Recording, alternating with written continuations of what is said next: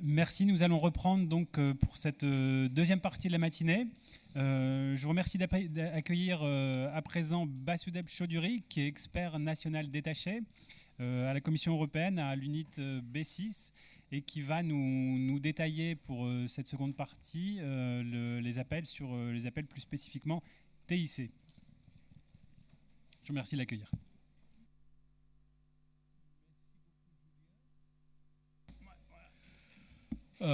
D'abord, je suis très content de...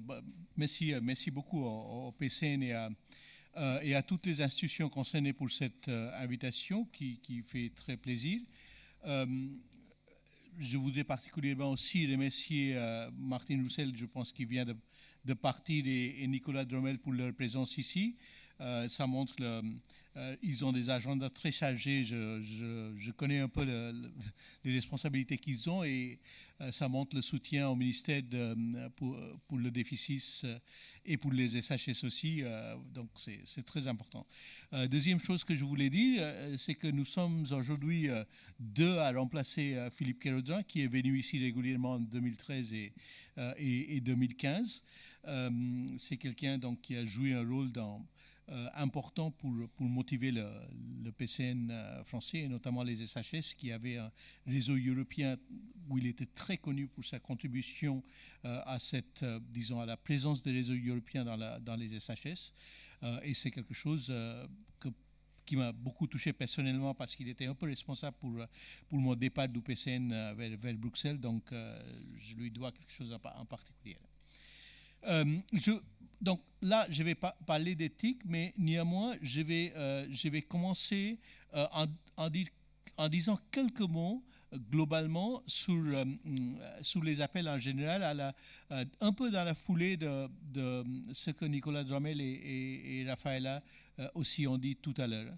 D'abord, ce qui s'est passé, et ça a été commenté, c'est que par rapport au nombre des appels qu'il y avait, il y a trois calls donc, dans la vague actuelle en 2018 et 2020, et il y a une raison pour cela. Vous savez, quand j'étais au PCN, donc en 2013 et 2016, j'ai des collègues enseignants-chercheurs qui me disaient souvent c'est trop compliqué à H2020, on ne vous voit plus les logiques des disciplines, c'est trop large, on ne comprend pas ce qu'on doit faire. C'était souvent un peu le plainte régulière de l'ensemble de notre communauté. En effet, mais maintenant, de l'autre côté de la barrière, si j'ose dire, je vois un peu plus les logiques qui sont derrière. Et les logiques sont quand même, il ne faut pas oublier, politiques, dans le sens que via le défi 3, qui est, le pilier 3, on demande à la communauté des chercheurs d'apporter des réponses à des problèmes concrets, souvent du problem solving concrètement, dans vraiment un très très grand nombre de domaines, les 7 qu'il y a là-bas. Mais ça ne veut pas dire, et c'est le message que je souhaite encore répéter, vous le savez sans doute, c'est que ça ne veut pas dire que dans le défi 3, on ne peut pas faire de excellent science. Il y en a beaucoup qui le font avec beaucoup de succès, notamment ceux qui ont remporté des projets. On le voit très très bien à travers le témoignage de Nathalie Greenan, que j'étais très content d'entendre ce matin. Donc on le voit par plein d'exemples aussi qu'on voit régulièrement dans les témoignages des journées nationales. Et on va voir un autre, je pense, cet après-midi. La deuxième chose que je voulais dire, c'est que, oui, donc, aussi exactement comme dans la première pilier Excellence Science, on pense que c'est uniquement de la recherche fondamentale ou la recherche individuelle, mais l'Excellence Science contribue aussi à la compétitivité européenne, qui est l'objectif de pilier 2, ça contribue aussi aux résolutions des défis sociétaux.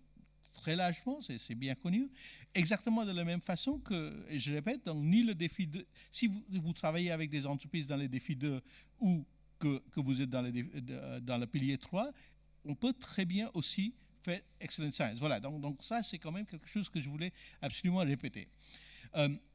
L'autre logique, et notamment pour cette période 2018-20, qui est la troisième et la dernière partie de ces 7 années, c'est vraiment encore et toujours marteler cette nécessité, toujours politique, d'orienter la recherche, et c'était le choix un peu de la Commission, mais bien évidemment en conjonction avec les États membres, d'orienter la recherche vers cette approche de problem solving, d'amener ensemble les disciplines. Et ça, encore, c'est quelque chose qui est matière à la réflexion des chercheurs. La façon de financer a fortement maintenant influencé la façon de faire la recherche. Cette demande d'interdisciplinarité, même la demande de méthodologie interdisciplinaire, ça pousse la communauté dans une direction qui n'est pas habituelle, je dirais, depuis très très longtemps. Bien évidemment, il y a certains domaines où ça existe, notamment certains domaines de sciences, dans les sciences sociales aussi, mais ce n'est pas quelque chose qu'on demandait tout le monde de faire de façon régulière. C'est ça qui est un peu entré dans la mœurs, et Martine Roussel vous a montré les chiffres de financement. Ce que je peux vous dire, j'étais une des personnes impliquées dans la rédaction de l'évaluation de mi-parcours, le fameux rapport Interim Evaluation de Horizon 2020, et quelque chose entre 60 et 80% des projets de recherche à l'échelle européenne n'auront pas existé sans les financements européens. Ça, j'ai plein de collègues PCN ici, qui je salue, très content de les retrouver, et ils le savent très très bien.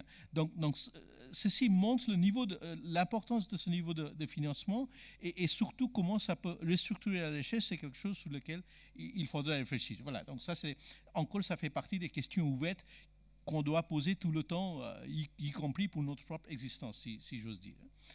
Ok, donc ça c'était le deuxième point que je voulais quand même signaler. Et Raphaël a déjà dit, donc il y a plein d'éléments transversaux dans les appels auxquels on va bien évidemment revenir plusieurs fois.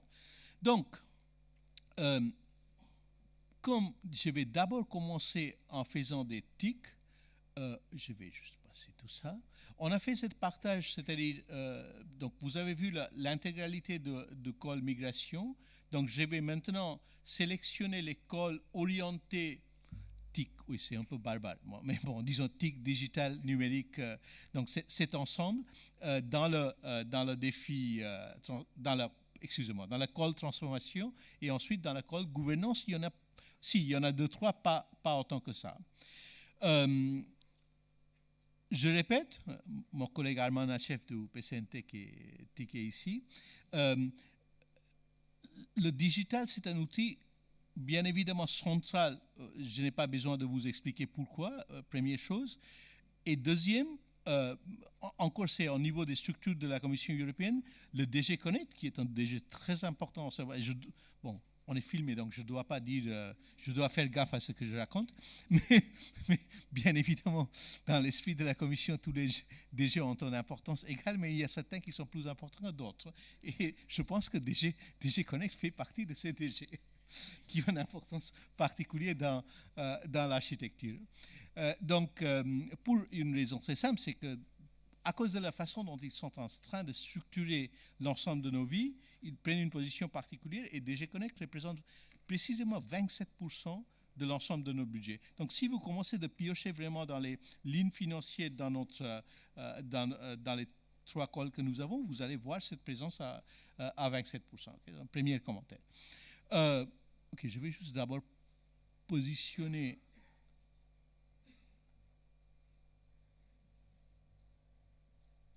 pardon.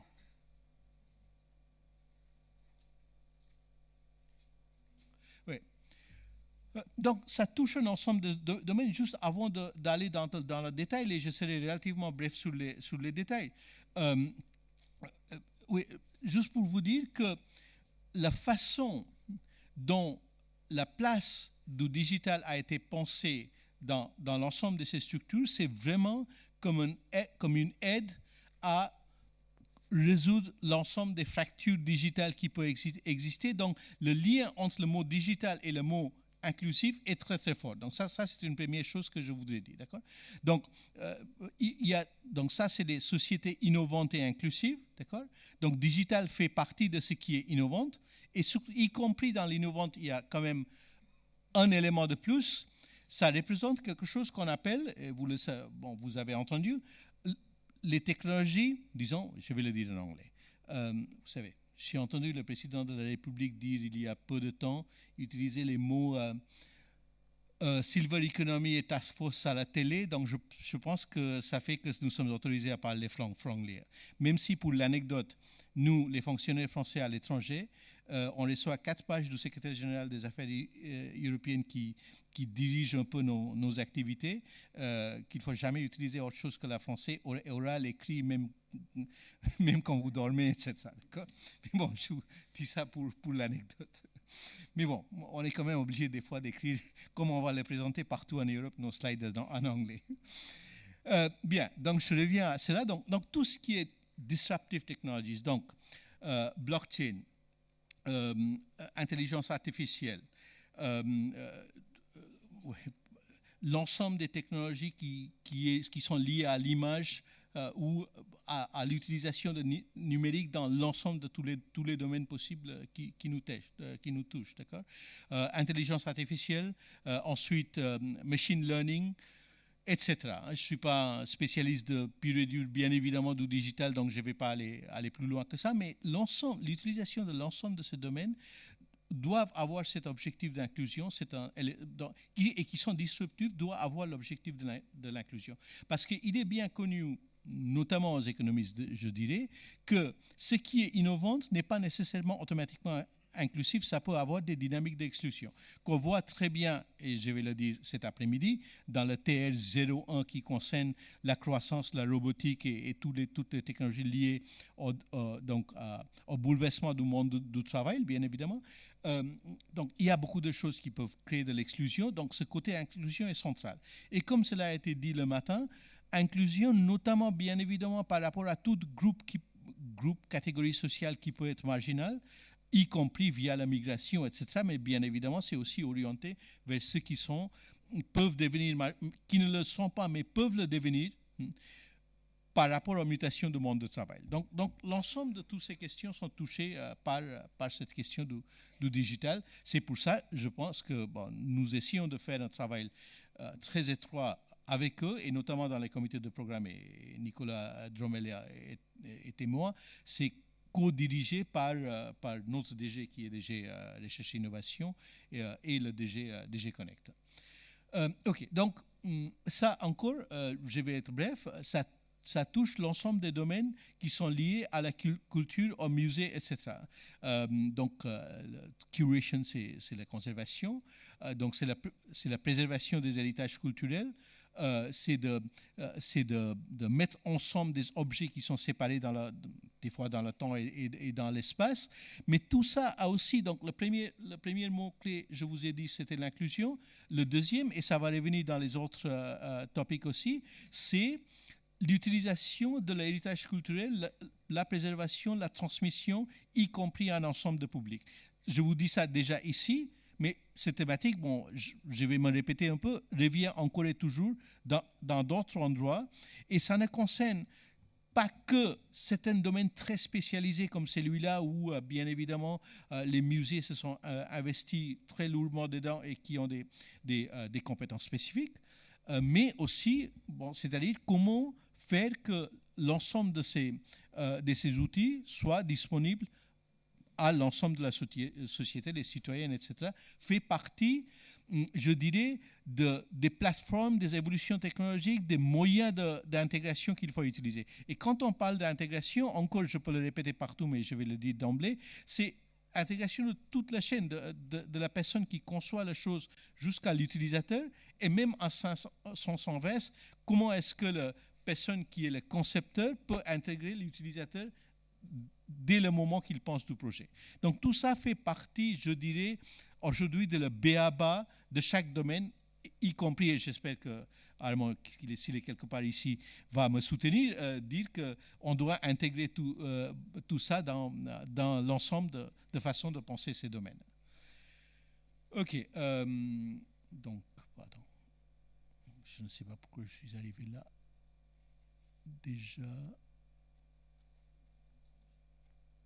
pardon. Voilà, celui-là est très très important. On a déjà parlé de l'intégration. Si je saute quelque chose, n'oublie pas de me dire. Oui, parce que le 2, j'ai oublié le 2. Ok, oui, peut-être ça va arriver plus tard. Ok. Bon, le 2 et le... Attends. Ah oui, oui, bien sûr. Le 2 est absolument au début, tout à fait. 2 est très... Oui, bon. Écoute, une seconde. Bon, je reviens vers le 2. 2 est quelque chose... C'est de l'autre côté, monsieur. Oh, pardon. Nous avons une présentation chronologique et c'est pour ça que faire une... Voilà, c'est bon. Ok. Ça encore, c'est quelque chose qui concerne, et encore, c'est quelque chose qui concerne essentiellement les services publics, mais ce qui est intéressant dans ce sujet, moi en tant qu'économiste intéressé par les problématiques de services publics, ça m'a immédiatement interpellé, c'est l'idée d'avoir ce projet est vraiment d'inviter l'ensemble des services publics européens, des États membres, à réfléchir comment faire ce qu'on appelle aujourd'hui le upscaling, c'est-à-dire s'il y a un pays, disons, qui a été particulièrement efficace dans l'utilisation de ces technologies digitales pour changer les services publics, est-ce que d'autres pays peuvent les adopter? Comment les adopter? Comment font-ils transformer leur système pour le faire? Donc, tout ce que je viens de vous dire tout au début sur le sens du mot disruptif et toutes les technologies qu'on utilise, comment on peut utiliser ça pour changer la nature? Vous savez très bien que c'est déjà arrivé dans un certain nombre de domaines en France. Par exemple, les postes, depuis longtemps, se sont transformés pour concentrer vers, il y a des pannes entières de leur activité qui sont en train de disparaître et ça va continuer. Ils se tournent vers d'autres activités. Ça c'est bien connu. Il y a bien évidemment d'autres exemples aussi. Donc, à partir de le NHS, le National Health Service de Royaume-Uni, a fait des changements extrêmement importants dans leur façon d'utiliser la technologie et de la façon dont l'utilisateur de NHS doit gérer son propre dossier, qui a créé des problèmes d'ailleurs qui ont été très bien représentés dans un film récent. Je ne sais pas si vous l'avez vu, j'ai oublié le titre du film, mais c'était... Oui, lequel? Mais c'était très critique, bien évidemment, par rapport à cette technologie. C'était ça qui... Je pense que c'était Ken Loach, mais bon. Mais en tout cas, pour vous dire, bon, donc c'était un aspect critique, mais c'était quand même une révolution technologique. Donc, est-ce qu'on doit l'adopter? Ou comment doit-on le faire? Donc, l'upscaling de tout ça va entrer... donc, l'ensemble des services publics européens, à partir du moment où il y a disons, une focalisation de la Commission pour entrer dans ce type de transformation et d'upscaling, et aussi, par exemple, pour l'échange de fichiers. Vous savez bien qu'il y a échange de fichiers entre les services de sécurité. On aura des choses à dire sur la Security Union dans un des slides. On sait bien que c'est le domaine où la technologie a plus progressé à cause des besoins de sécurité, les problèmes de terrorisme, etc. en Europe. Je pense que le domaine de santé et du social, où l'échange de fichiers et l'harmonisation intereuropéenne sera essentielle à cause de mutations du monde du travail, sera un des domaines aussi où ces technologies vont devenir absolument clés. Donc, si vous prenez domaine par domaine comme ça, cet élément disruptif dans l'ensemble des services publics vont devenir quelque chose de commun à tous les pays européens parce qu'ils sont concernés, parce qu'on va vivre où on veut au cours d'une vie, et donc il faut absolument que les services soient harmonisés de plus en plus s'ils ne sont pas harmonisés parfaitement. D'accord? Donc, c'est le message qui passe à travers ça. Je vais vous dire, bon, si vous avez des questions très précises d'ordre technique, logistique, etc., bien évidemment, vous pouvez le poser via le PCN et ensuite vers nous. Juste pour vous dire un mot sur la façon dont ça va. Si vous avez des questions... oui, difficile de le dire en off, mais c'est-à-dire vous êtes censé communiquer via notre PCN envers nous. Il est de usage commun que, bien évidemment, l'ensemble de la communauté des chercheurs ou des responsables de la recherche utilisent leurs cadres nationaux qui sont dans la Commission européenne pour avoir des informations. Donc, en réalité, ça se passe comme ça. Il n'y a pas de difficulté pour le dire parce que c'est la réalité. Mais nous sommes toujours disponibles, bien évidemment, pour décortiquer plus les sujets. Et dans la suite de ce qui était dit dans la matinée, et je vais encore le répéter, quand vous lisez la partie scope d'un projet, d'accord? Donc, après le challenge, il y a scope. C'est quand même très, très dense. Hein, et des fois, même quand je me lis un projet, bon, les projets où nous avons été directement impliqués, mais je me dis, mais my God, est-ce qu'on a vraiment écrit tout ça? C'est-à-dire, est-ce qu'on arrivera à expliquer ce qu'on voulait dire à l'ensemble de notre communauté? Mais l'objet est la suivante, c'est que bien évidemment, on fait appel à un ensemble de compétences, pas seulement à une ou deux compétences. C'est quand même des gros consortiums. Et la logique de ce qu'on appelle big ticket, donc ces topics qui sont assez larges, qui doivent couvrir des ensembles, je dirais, d'expertise européenne assez larges, demande que vous construisez des consortiums qui reflètent un ensemble de ces compétences. Donc, derrière la façon dont le scope est fait, avec tous ces éléments, donc, il faut que vous couvrez presque l'ensemble de ce qui est dit. Des fois, si c'est utile, vous pouvez couvrir plus, mais la technique, c'est de ne pas couvrir. Bon, si vous ratez une partie entière de ce qui est demandé, bien évidemment, vous avez moins de chances de réussir, même si vous êtes fort sur une partie. Donc, ce message-là, donc de faire ce travail de décortiquage nécessite que vous construisez vraiment les consortiums qu'il faut. Et comme je disais en couloir là tout à l'heure à certains des collègues, pour vraiment pour voir comment construire les consortiums, il y a deux choses que vous pouvez faire.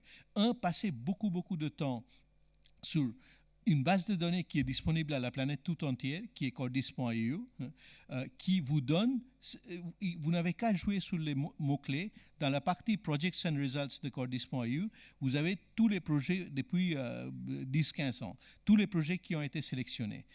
Si vous le décortiquez de façon méthodique, ce que sont les projets, comment c'est construit, quels sont les consortiums, quels sont les leaders, etc., vous allez comprendre de mieux en mieux de quoi est construite la réussite européenne. Donc ça, c'est la première chose que je voudrais vous dire.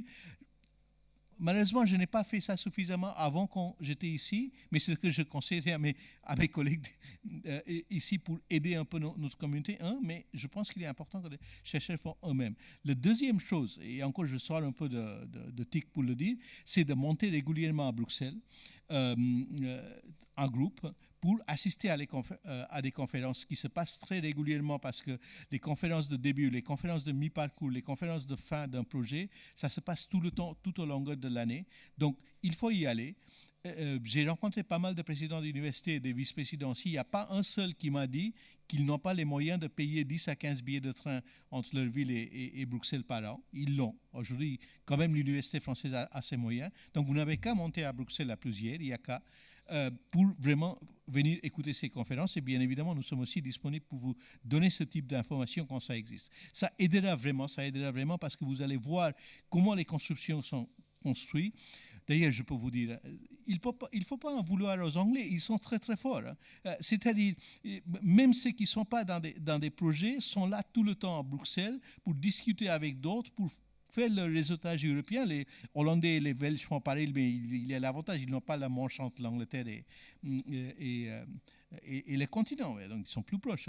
Mais bon, quand même, il y a une présence, et même des pays comme la Suède ou la Norvège ou la Suisse, leur force de frappe est bien supérieure à leur poids démographique, etc., tout simplement parce qu'ils ont construit un savoir-faire de comment faire tout ça. Ça fait partie des choses qui sont écrites nulle part, mais que je peux vous dire aujourd'hui est essentiel à faire. Ok, je continue. Donc, voilà, vous avez tous les mots-clés très à la mode que la Commission adore utiliser, qui sont tous là. Blockchain, Big Data, Virtual and Augmented Reality, AI, Machine Learning, donc tout cet ensemble qui doit entrer donc dans les paramètres de ce qu'on fait. Bien évidemment, c'est-à-dire ça couvre cet ensemble. Ici, il peut y avoir un choix, mais ça, je préfère que ce soit les gens de DG Connect qui le disent, mais ça fait partie des choses qui sont... Est-ce que je peux juste faire très rapidement un sondage? Il y a combien de collègues purement de TIC ou de TIC SHS ici, donc, qui sont venus spécifiquement pour le parti TIC de cet appel? Il y en a? Oh, pas beaucoup. D'accord. Bon, très bien. Bon, je suis quand même content que vous êtes là. Mais ce qui montre quand même que l'univers TIC, l'univers digital est quand même un tout petit peu plus éloigné par rapport à ce que j'aurais pensé. Mais bon. Ok, je continue. Donc, tu disais, après le 2, je repasse. Donc, pardon, 7 doit être plus loin. Non, j'en ai déjà parlé, oui. Donc, 14, donc je pense que 7 vient un peu. Voilà, c'est ça. Okay. Oui, en effet, ça c'est très important. Comme ça a été dit ce matin, il y a déjà eu pas mal de projets autour de l'enfance, d'accord? Donc l'enfance et la jeunesse. Et là aussi, bien évidemment, et là derrière, c'est encore et toujours l'idée de la concurrence mondiale, de la mondialisation qui hante un peu l'esprit des décideurs, dans le sens qu'il faut quand même, étant donné les avantages voilà, et les forces de l'Europe, intégrer ça de plus en plus dès le début, donc, disons, de l'enfance des très jeunes, pour que ce soit quelque chose vraiment à l'échelle de l'Europe. Vous savez bien qu'il y a certains pays qui sont déjà allés très loin dans cette direction. Il y a bien évidemment certains pays nordiques, mais aussi des pays comme l'Estonie sont très connus pour des avances qu'ils ont fait, Finlande et Estonie, dans ce domaine. Donc, en effet, c'est de voir comment cette technologie peut impacter les jeunes, notamment aussi, et là, je pense que l'idée de ce que des pays comme la Corée du Sud ou la Chine ou ce que le Japon a fait avant joue dans l'esprit des gens dans l'ensemble de ces technologies, c'est d'essayer de voir comment avoir des développements qui touchent l'ensemble du monde éducatif à toutes les échelles européennes, pour avoir des plateformes européennes pour développer cette technologie orientée vers la jeunesse. D'accord? Et aussi et ça c'est l'autre côté, je peux dire peut-être un peu noir, qui est dans la pensée. On sait bien, et ça s'est apparu dans plusieurs projets, on va en parler cet après-midi, dans tout ce qui a touché le phénomène de radicalisation online, des comportements qui viennent du monde digital et le social media, etc. Donc, dans tous ces domaines aussi, les enfants sont très influencés dès un très jeune âge, ou les jeunes. Donc, comment aussi contrôler, orienter, y compris dans les aspects juridiques, etc., l'ensemble de ces activités fait partie de ce qui est l'univers qui a influencé cette réflexion. Et encore, je répète que, vous savez, ce qu'on voit de l'intérieur, quand un projet est écrit, ça représente littéralement, pour chaque phrase et ou presque chaque mot, des négociations entre plusieurs directions générales. C'est comme si plusieurs ministères français négociaient chaque mot d'un document. Sans doute ça arrive, hein. Mais c'est exactement ça. Là, il y a DG Justice, le DG juridique qui est impliqué, le DG Connect, DG RTD, DG EAC qui s'occupe de l'éducation et culture. Au moins, hein. Peut-être il y en a plus, mais juste pour vous dire, le niveau de complexité quand on monte un sujet comme ça et le nombre d'acteurs que ça touche, et bien évidemment toutes les communautés concernées, les experts juridiques jusqu'aux experts de la jeunesse, aux experts du digital, etc., sont concernés par la façon dont ces sujets sont construits. Encore pour vous dire qu'à travers des sujets comme ça, vous pouvez apercevoir le niveau d'interdisciplinarité qui est demandé dans la construction de ce projet. Donc, il y a une demande de réflexion intertransdisciplinaire, etc. Sylvie explique toujours beaucoup mieux que moi, Sylvie Gangloff, les aspects entre inter, trans et tout. Elle est très forte sur cette question. Mais pour vous dire, donc ça, c'est quelque chose, première chose, et tout ça vous amène aussi à réfléchir sur ces méthodologies. J'ai vu dans les rapports qu'on a lus il y a 2-3 ans des projets qui étaient très forts sur, disons, 2 domaines, je pense à un qui était en éco et sociaux, mais qui parlaient de l'interaction avec la politique, et ils n'ont pas eu le projet parce qu'ils n'avaient pas suffisamment intégré la dimension méthodologie d'étude de la politique dans leur sujet. D'accord? Donc, il faut vraiment aller loin dans la recherche de la méthode appropriée et de les croiser pour pouvoir satisfaire un jury qui fait attention à ces aspects. Bon, bien évidemment, tous les jurys Raphaël a dit ce matin qu'ils sont très justes, mais bien évidemment, ils essayent de faire sérieusement le travail. Mais ils ne sont pas nécessairement tous composés de la même manière. Donc, mais j'ai vu quand même qu'il y a des jurys qui font très, très attention à cet aspect interdisciplinaire dans la façon de construire le sujet et les projets. OK. Oui, celui-là aussi, bon, on va y parler plus tard, mais la valeur sociétale de la culture est quelque chose aussi qui touche à des questions pardon, excuse-moi. Oui, exactement. Oui, je l'ai. Très bien. Donc là aussi, c'est sur les problématiques d'intégration des groupes. Tu me diras si 10 minutes, oui, d'accord, ok. 10 minutes. Oui, maximum, je vais essayer de faire un monde. 10 minutes. Donc, toujours sur l'intégration, et comme je viens de le dire, la non-intégration est la hantise de la Commission. D'accord?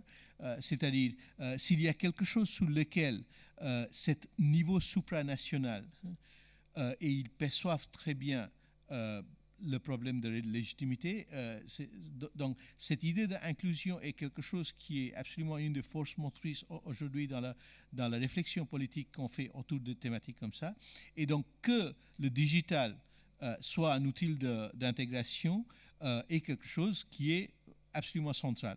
Vous savez, bon, les deux Bill les plus célèbres du monde, hein, Bill Clinton et Bill Gates, hein, ils l'avaient déjà dit dans les années 90 que Digital Fracture faisait partie des choses qu'ils voulaient résoudre. Bon, en effet, c'est ça, hein, parce que on a beau dire qu'on parle des sociétés inclusives, innovantes et réflexives, mais ici, ceux qui ont entendu parler de Schumpeter, on sait bien que les dynamiques innovantes peut exclure. Donc précisément comment faire l'inclusion fait partie donc des grands défis auxquels on face et donc que le digital fasse de l'inclusion, et c'est pour ça que le digital a un part si important dans le déficit, c'est bien évidemment partout, mais où cet élément est particulièrement très très fort. Donc improve access donc pour des groupes socialement insuffisamment intégrés, ça peut être beaucoup de groupes, ça peut être des migrants récents, des migrants de longue date. On voit bien à travers la radicalisation, peut-être on en parlera cet après-midi, que le manque d'inclusion peut affecter les troisième, quatrième générations aussi. C'est bien connu à ceux qui étudient les questions de radicalisation, donc ça reste une question centrale. Donc aujourd'hui, quand les migrants arrivent et ils arrivent en force, la problématique de leur inclusion dès un très jeune âge à travers l'outil digital est quelque chose d'absolument central. OK, donc, et encore, là encore, on a trouvé un des mots qu'on adore à la commission, co-design, co-creation, etc. Donc, encore et toujours, l'idée c'est que il faut non simplement le faire du point de vue de chercheur, de l'entrepreneur, du créateur, etc. Mais il faut systématiquement essayer d'intégrer donc ceux qui sont en aval, c'est-à-dire l'utilisateur, le citoyen, le patient, entre guillemets, quand il s'agit de domaines comme la santé, etc., dans la chaîne de la création de valeur pour que ça réponde vraiment à des besoins sociétaux. Donc, notamment dans le digital, et je suis certain que mon ami Armand sera d'accord avec moi sur ce point, est central dans cet objectif.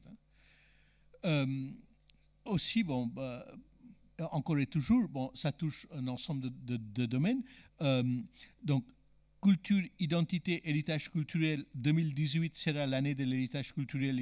C'est pour ça, notamment, il y a vraiment, je pense, une enveloppe très intéressante dans ce domaine. Ça fait partie aussi des domaines, l'ensemble de l'héritage culturel. C'était déjà le cas via les humanités numériques, où cette question d'intégration de l'ensemble de la population, y compris les nouvelles populations, sera quelque chose de central.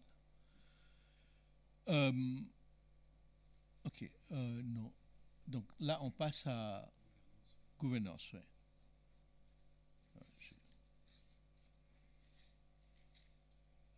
Gouvernance en particulier.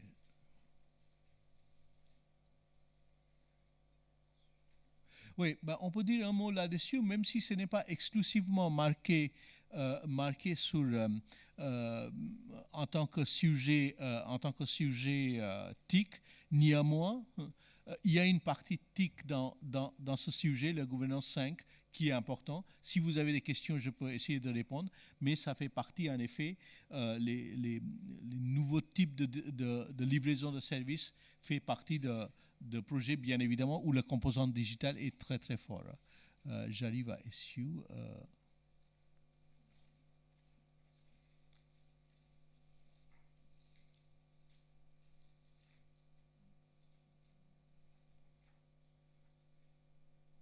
Voilà. Celui-là est aussi très TIC. Bon, ça, c'est quelque chose sur lequel notre DG RTD ou DG Recherche et Innovation est très branché, ce qu'on appelle l'infrastructure cloud, d'accord, pour les administrations publiques. Mais c'est plutôt orienté vers les administrations publiques. J'ai oublié de parler de Digital Single Market. Non, ça arrive un peu plus tard, oui. Oui, c'est celui-là, il y a un autre topic sur ce sujet. Donc, le marché unique digital qui est en construction, et je vais vous dire pourquoi, quel est l'enjeu de ce marché unique digital?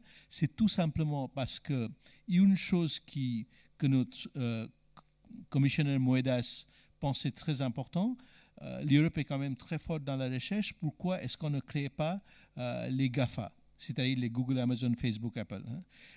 Donc, c'est une question qui hante un peu le décideur européen de ce niveau.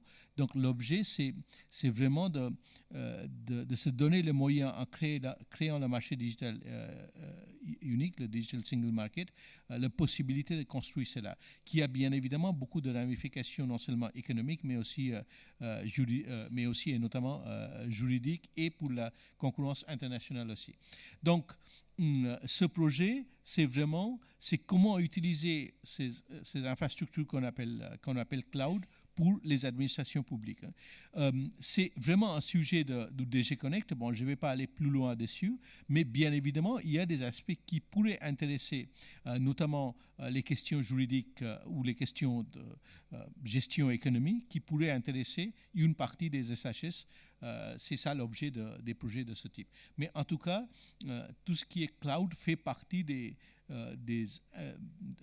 sujets où la DG Recherche et Innovation veut absolument être pointe dans la concurrence internationale.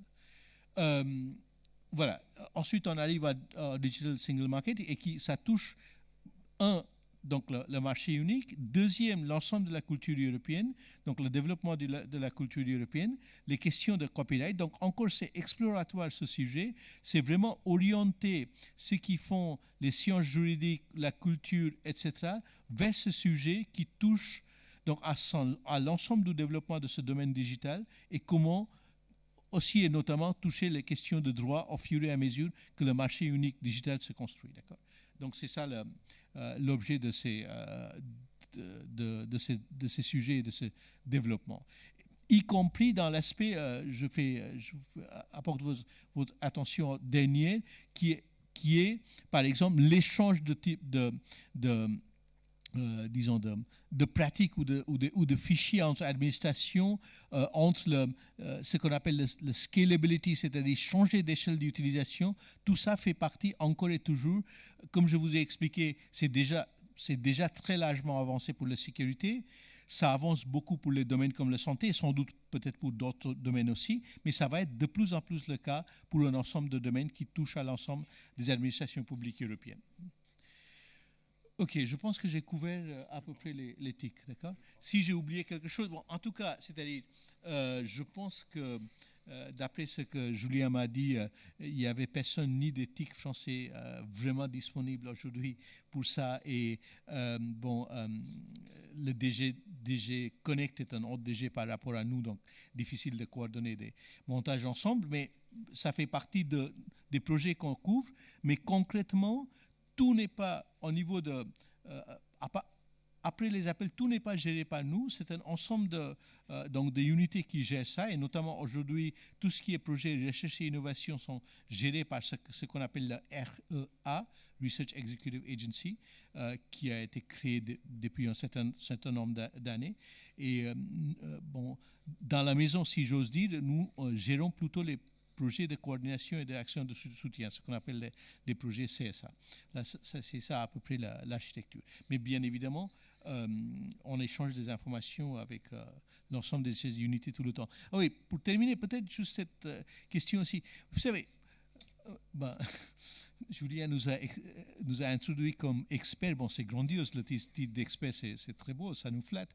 Mais c'est-à-dire, on est expert en très peu de choses. C'est tellement vaste, d'abord, la Commission européenne et la façon dont tout ce mécanisme a été construit, c'est que il y a très peu de gens qui ont vraiment une vision globale sur tout ce qui se passe partout. C'est pour ça, quand on a fait cette étude de mi-parcours de la Commission, qui est maintenant un rapport public, ça s'appelle le fameux rapport Lamy, qui a été publié le 3 juillet avec 3 annexes de 1400 pages environ, où j'ai une contribution avec mes collègues de 50 pages pour la partie déficit et sagesse. C'est-à-dire, vous verrez la complexité de la chose et le nombre de partenaires impliqués dans un endroit. Littéralement, presque chaque sujet ici est écrit par 5 ou 6 personnes sur 4 ou 5 services ou DG différents. Donc, c'est un énorme travail de construction et de collage, et aussi beaucoup de compromis externes et internes, que Nicolas Dromel peut vous raconter à la longueur de la journée, je pense. Ok, je pense que voilà, je vais m'arrêter et j'attends vos questions. Merci beaucoup, Basudeb, pour cette présentation. On va prendre 2-3 questions, peut-être, si tu y en as. Nos tics, ça ne passionne pas. Non, c'est dommage, oui. Ou j'étais tellement clair. Non, Bon, alors, s'il n'y a pas de questions, vous pouvez bien évidemment vous adresser à Basudeb et aux membres du PCN lors de la pause déjeuner qu'on va pouvoir. Les gens ont surtout faim. Voilà, alors donc il est temps d'y aller. On peut prendre une pause et on reprend à 14h. Merci beaucoup, Basudeb.